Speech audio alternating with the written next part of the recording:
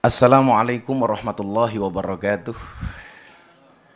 Salam sejahtera untuk kita semuanya. Salam Bapak Gubernur Mas Anies Baswedan yang saya hormati, Sekjen PBNU, mentor saya, jajaran Forkombinda, dan terlebih kepada sahabat saya, pendeta muda Bro Johan Sunarto. Jadi ini perpaduan antara Cina dan Jawa. Kalau Sunarto itu pasti Jawa. Serta semua jemaat yang hadir yang berbahagia. Saya ditakdirkan oleh Allah untuk menjadi seseorang yang benar-benar harus memahami makna kebinekaan. Pondok pesantren saya ditakdirkan oleh Allah berada di lingkungan teman-teman Nasrani. 60% tetangga saya adalah Katolik.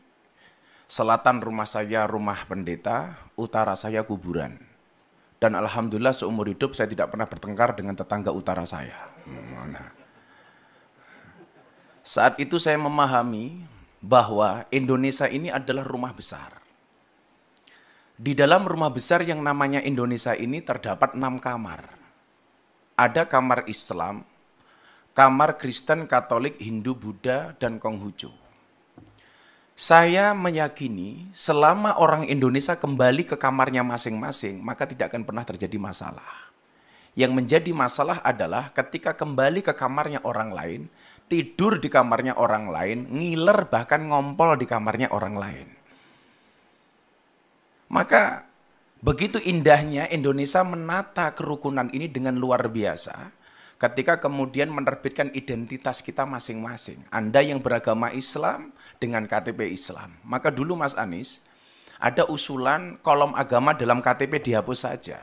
Karena dianggap ini awal dari diskriminasi. Justru saya sebaliknya. Menurut saya kolom agama dalam KTP tetap harus dipertahankan. Anda sebagai umat Kristiani berbanggalah dengan KTP-mu. Dengan Kristianinya. Anda yang beragama Islam, berbanggalah dengan KTP-mu yang beragama Islam.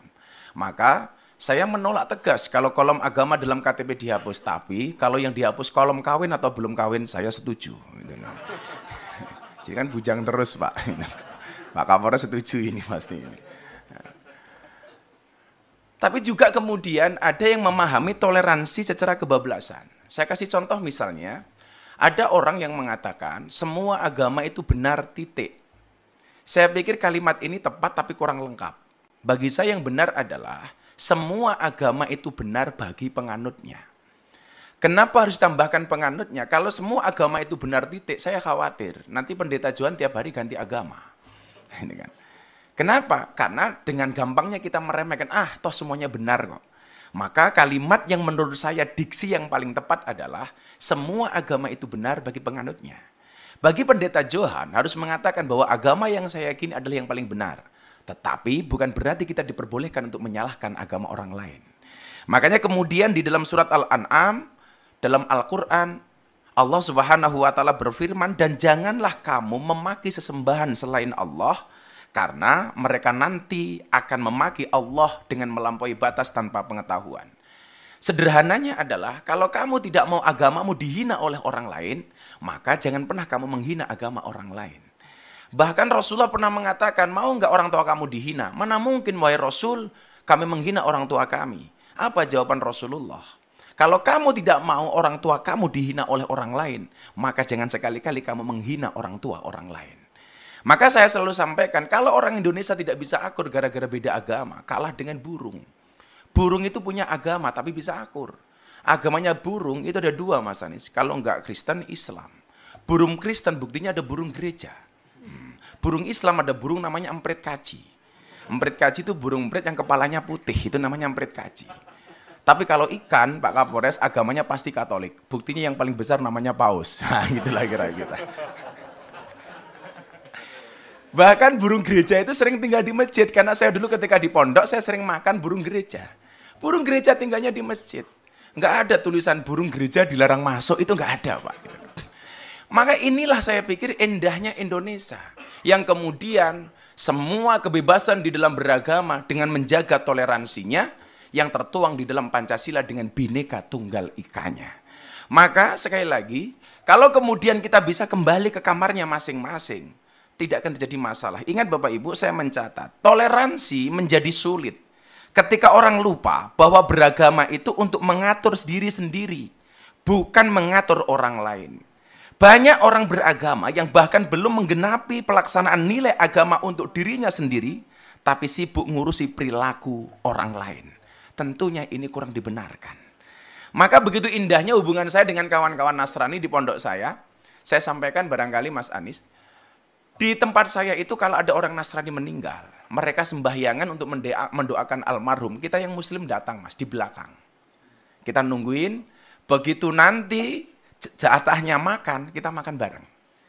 Ketika ada orang Islam meninggal dunia, kita tahlilan, teman-teman jemaat gereja nunggu di belakang. Ketika jatahnya makan-makan, kita makan bareng. Akidahnya tetap masing-masing, tetapi muamalahnya bisa kita lakukan bareng-bareng. Kalau Idul Fitri seperti ini, kawan-kawan saya Nasrani masak, Pak. Hasil masakannya dibagi ke semua warga kampung, baik yang beragama Islam maupun yang beragama Nasrani. Begitu Natal tiba, kawan-kawan Islam gantian yang masak, dibagi ke seluruh kampung.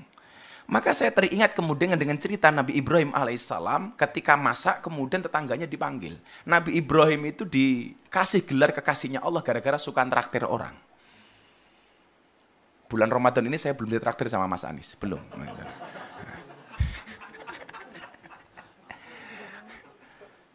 Nah, ketika makanan itu sudah ready sedia, Nabi Ibrahim memanggil seluruh tetangganya.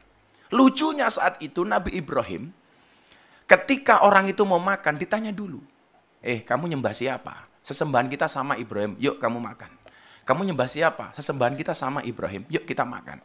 Sampai satu ketika, ada miss. Nabi Ibrahim bertanya, kamu nyembah siapa? Sorry Ibrahim, sesembahan kita beda. Aku menyembah yang lain, kamu menyembah Tuhanmu. Jawaban Ibrahim saat itu adalah, sorry kamu gak usah makan dulu. Kenapa? Sesembahan kita beda. Saat itu kemudian Nabi Ibrahim langsung ditegur oleh Allah. Ibrahim, kenapa dia nggak dikasih makan? Tuhan, sesembahan dia beda dengan sesembahanku. Apa jawaban Allah saat itu? Ibrahim, orang yang nyembah aku dan tidak nyembah aku, semuanya adalah hambaku. Yang nyembah aku kasih rizki. Yang tidak menyembah aku kasih rizki. Lah kamu loh Ibrahim, ngasih makan sekali kok kebanyakan syarat. Akhirnya orang itu dipanggil oleh Ibrahim, kemudian dikasih makan. Begitu indahnya kemudian Tuhan mengajarkan kepada kita kepada toleransi. Maka kemudian konsepnya adalah, dalam bahasa agama Islam, famang sya'afal yu'min, famang sya'afal yakfur. Anda mau beriman, berimanlah. Enggak ya urusan kamu. Di dalam toleransi, sebagaimana ayat yang kita pahami, lakum dinukum waliyatin. Untukmu agamamu dan untukku agamaku. Pak Johan, satu saat Anda datang ke pondok saya. Kalau saya pengajian di pondok, Pak, yang datang 10.000 sampai 15.000. Itu artinya apa? Saya harus menyiapkan konsumsi 15.000 untuk jamaah. Dan bapak-bapak jemaat tahu, siapakah yang membantu istri saya untuk masak? Kawan-kawan Nasrani. Siapakah yang bantu parkir? Muda-mudi Katolik. Maka kemudian banyak pejabat yang datang ke tempat saya, kecuali satu, Mas Anies, kepending waktu itu. Maka yang lucu adalah ketika teman saya pendeta di Jogja, Gus, di depan pondok ada kolam ya? Ada bro, kenapa? Boleh nggak saya mancing? Oh boleh. Akhirnya pendeta datang ke pondok saya, mancing di kolam depan pondok saya. Begitu masuk ke kolam renang, ke sawah, pendetanya bilang, Gus sorry, kaki saya korengan. Terus gimana bro? Pak pendeta gimana? Nggak boleh kena air, mbok tolong saya digendong. Akhirnya pendetanya saya gendong. Begitu saya gendong, pendetanya bilang, baru hari ini ada pendeta bisa naik haji. Wah, kan saya haji, Pak. Inilah. Akhirnya pendetanya saya lempar ke air. Biur, pendetanya protes. Gus, kenapa saya dilempar ke air? Sorry pendeta, baru hari ini ada pendeta dibaptis sama Pak Haji. Saya bilang gitu. Begitu indahnya Indonesia ketika kemudian kita saling menghormati. Saya meyakini akidah memang tidak bisa kita campur. Tetapi ketika persoalan kebangsaan, persoalan kenegaraan, kita punya visi yang sama. Dengan berideologikan Pancasila, inilah konsep yang dibuat oleh founding fathers kita. Barangkali untuk mengakhiri ini, Pak Gubernur, Pak Pendeta, dan semuanya, saya sampaikan, di saat aku menggenggam tasbihku, dan kamu menggenggam salibmu. Di saat aku beribadah ke Istiqlal, namun engkau ke katedral. Di saat bioku tertulis Allah Subhanahu wa Ta'ala dan biomu tertulis Yesus Kristus. Di saat aku mengucap Assalamualaikum dan kamu mengucap Salam. Di saat aku mengeja Al-Quran dan kamu mengeja Alkitabmu. Kita berbeda saat memanggil nama Tuhan. Tentang aku yang menengadakan tangan dan kau yang melipatkan tangan saat berdoa. Aku, kamu, kita. Bukan istiqlal dan katedral yang ditakdirkan berdiri berhadapan dengan perbedaan namun tetap harmonis.